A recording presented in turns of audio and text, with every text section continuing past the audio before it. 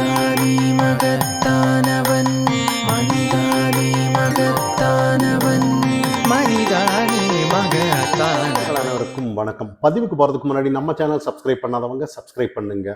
அண்ணாமலை அவர்கள் ஏன் ஒதுங்கி நிற்கிறாங்க அப்படிங்கிறத பத்தி தான் இந்த பதிவுல பேசுறோம். இன்னொரு விஷயம், இன்னைக்கு ஊடகம் முழுக்கம், அதாவது அதிமுக இன்னைக்கு பிஜேபி சேர்ந்து தேர்தல் பிரச்சாரத்துக்கு போயிட்டு இருக்காங்க. அந்த இடத்துல, அதாவது பாஜக 3% வாக்கு தான் அந்த இடத்துல இருக்காங்க. மீதி பெர்சன்டேஜ் எங்க அப்படின்னு ஒரு கேள்வி ஊடகத்துல பேசுறதை நம்ம கவனிக்கிறோம்.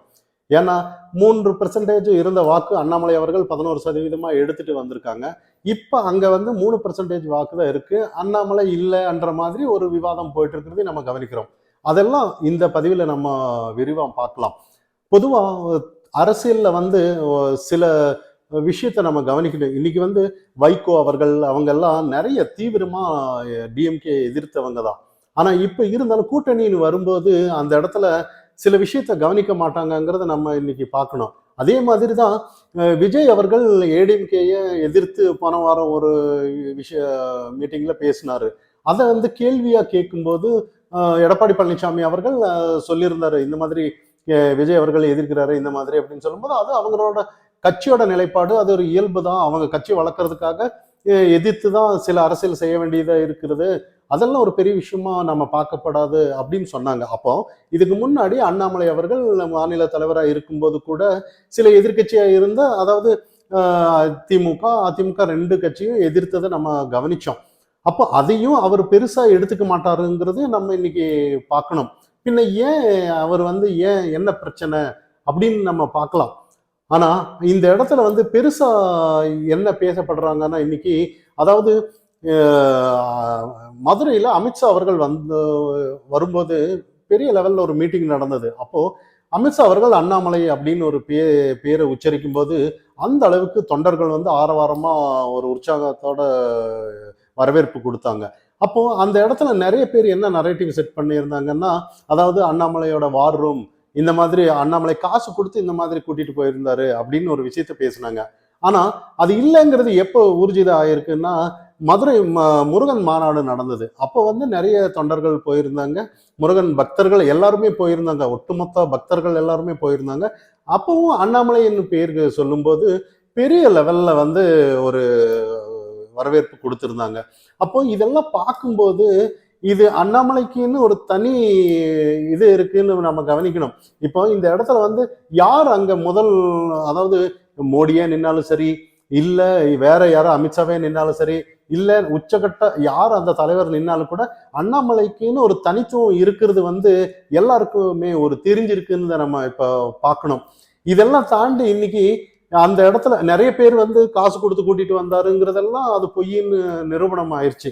இப்போ இந்த இடத்துல எந்த விதத்துல அண்ணாமலை அவர்கள் நேத்து ஏடிஎம்கே பாஜக 2 பேரும் தேர்தல் பரப்புரைக்கு போறாங்க. இந்த இடத்துல அண்ணாமலை போயிருந்தோம்னா களம் மாறி இருக்குன்னு தான் நம்ம பார்க்கணும். களம் மாறி இருக்குன்னு உற்சாகமா இருந்திருக்கும். ஆனா இந்த இடத்துல நிறைய தலைவர்கள் ஒரு எப்படி ஆயிருக்குன்னா, ஒரு முதல் முகமா காட்டியிருக்க மாட்டாங்கன்னு தான். ஏன்னா அண்ணாமலை தான் அந்த இடத்துல ஹீரோவோ இருப்பாருன்ற மாதிரி யதார்த்தமான ஒரு விஷயம் இன்னைக்கு கவனிக்கணும். ஏன்னா அந்த இடத்துல யாருக்குமே மதிப்பு இருக்காதோ, அப்படி மதிப்புன்னு இல்லை, அதாவது ஒரு முதல் கட்டமா மக்களிடையே ஒரு ஒரு பார்வை இருக்காதுங்கிறது யதார்த்தமான உண்மைதான் நம்ம இங்க பார்க்கணும். ஆனா இதெல்லாம் தாண்டி இன்னைக்கு நிறைய பேருக்கு ஊடகத்துல விஷயம் கேட்டுட்டு இருக்காங்க, சில விஷயங்கள் கேட்டுட்டு இருக்காங்க. அதாவது அதிமுகவும் பாஜகவும் தேர்தல் பரப்புரைக்கு போறாங்க, 3% வாக்கு தான் இருக்கு, அவங்க கூட நின்றுட்டு இருக்காங்க. இப்போ நயினார் நாகேந்திரன் இருக்கிறாரு, எல் முருகன்ஜி இருக்கிறாரு, வானதி சீனிவாசன் இருக்கிறாரு, இன்னும் செங்கோட்டையன் அங்க வரலைங்கிறது ஒரு இன்னைக்கு ஒரு அது ஒரு அவங்க கட்சி விவகாரம். செங்கோட்டையன் வரலைங்கிறது ஒரு பார்க்கப்படணும். அது என்ன ஏதுன்னு மெதுவா பார்க்கலாம். ஏன்னா அது அவங்களோட கட்சி விவகாரம். ஏன்னா வந்திருக்கணும், ஆனா வரல. இப்ப அவர் ஒரு மூத்த தலைவர். சரி, இப்போ அந்த இடத்துல அண்ணாமலை அவர்கள் 3% இருந்தது 7% எடுத்துட்டு வந்தாங்க. மீதி யாருமே இல்லை, ஏன் அப்படிங்கிற ஒரு கேள்வியை நிறைய பேர் ஊடகத்துல. இப்போ அண்ணாமலைக்கு என்னைக்குமே பாஜக தரப்புல ஒரு தேசம் தெய்வீகம் அப்படின்னு போறவங்க, அவங்க என்னைக்குமே பாஜகவை தவிர்த்து வேற எந்த ஓட்டு போட மாட்டாங்கிறது நம்ம பார்க்கணும். ஆனா இன்னைக்கு அந்த 3% இருந்து 7%, 11% ஆயிருக்கிறது வந்து மீதி வாக்கெல்லாம் யாருன்னு பார்த்தானா, ஏதோ தமிழகத்துல ஒரு மாற்றம் வேணும் அப்படின்னு சொல்லி அண்ணாமலைக்கு தனிப்பட்ட ஈர்ப்புல வந்ததுதான். அவரோட அரசியல் நடவடிக்கை, ஆக்டிவிட்டிஸ் இதெல்லாம் பார்த்துதான் வந்தவங்கன்னு நம்ம இந்த இடத்துல கவனிக்கணும். இப்ப நிறைய விஷயம் இன்னைக்கு வந்து அப்படி வந்தவங்க எல்லாம் நாட்டுப்பற்று இல்லையா, தேசப்பற்று இல்லையான்னு நம்ம கேட்கக்கூடாது. ஏன்னா எல்லாம் இருக்கலாம், இருந்தாலும் கூட அந்த ஓட்டு இன்னைக்கு அண்ணாமலை இல்லைன்னா வேற பக்கம் போறதுக்கு வாய்ப்பு இருக்கு. ஏன்னா இப்ப பாஜக தரப்புல இருப்ப ஓட்டு தான் எந்த காரணத்தை கொண்டு வேற போகவே போகாது. போலி தமிழ் தேசியம் பேசுறவங்களுக்கோ இல்ல வேற போலி அரசியல் நாடகம் போட்டுட்டு இருக்கிறவங்களுக்கும் எதுவுமே இங்க போகாது. ஆனா பாஜகவை தவிர்த்து எந்த கட்சிக்கும் போகாதுங்கிறது நம்ம தெரியும்.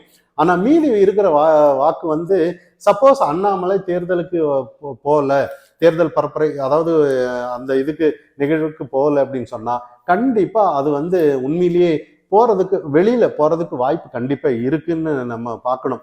ஏன்னா நிறைய பேர் வந்து ஒரு இப்ப முந்தியெல்லாம் நம்ம கவனிச்சிருப்போம். இப்ப ஒரு சினிமா ஆக்ட்ரஸுக்கு தான் அந்த அளவுக்கு தமிழகத்துல ஒரு முக்கியத்துவம் கொடுத்திருந்தாங்க. ஆனா இன்னைக்கு வந்து உண்மையிலே சினிமா ஆக்ட்ரஸ் தாண்டி அண்ணாமலைக்கு தான் இன்னைக்கு பெரிய லெவல்ல ஒரு முக்கியத்துவம் கொடுத்திருக்காங்க.